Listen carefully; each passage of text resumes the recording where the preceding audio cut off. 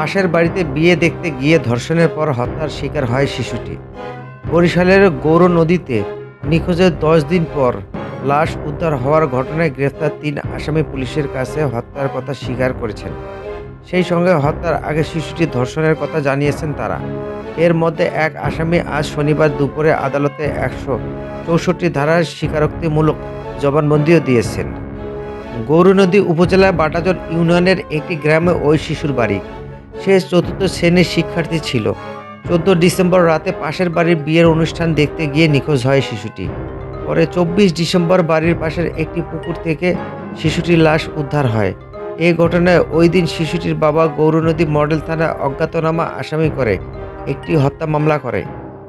গতকাল শুক্রবার মামলার সন্দেহভাজন আসামি হিসেবে ৩ জনকে গ্রেফতার করে পুলিশ। গ্রেপ্তার আসামিরা হলেন বরিশালের উজিরপুর উপজেলার উত্তর মোড়াকাঠি এলাকার বাসিন্দা ইসমাইল ব্যাপারী, গৌরনদী বাটাজোড়া এলাকার সাকিব খান ও দক্ষিণ পশ্চিম পাড়ার লিটন সর্দার।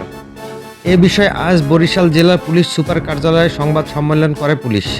সেখানে অতিরিক্ত পুলিশ সুপার রেজওয়ান আহমেদ জানান, গ্রেপ্তার ৩ তরুণ ও যুবক প্রাথমিক জিজ্ঞাসাবাদে শিশুটিকে ধর্ষণের পর হত্যার কথা স্বীকার করেছে। তাদের মধ্যে ইসমাইল আজ আদালতে ১৬৪ ধারা জবানবন্দি দিয়েছে। ধর্ষণে আরও কেউ জড়িত ছিল কি না তা তদন্ত করে দেখা হচ্ছে।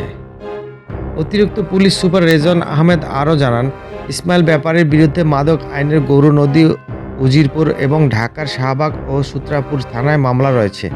লিটনের বিরুদ্ধে ঢাকার মোহাম্মদপুর থানায় বিশেষ ক্ষমতা আইনের একটি মামলা রয়েছে।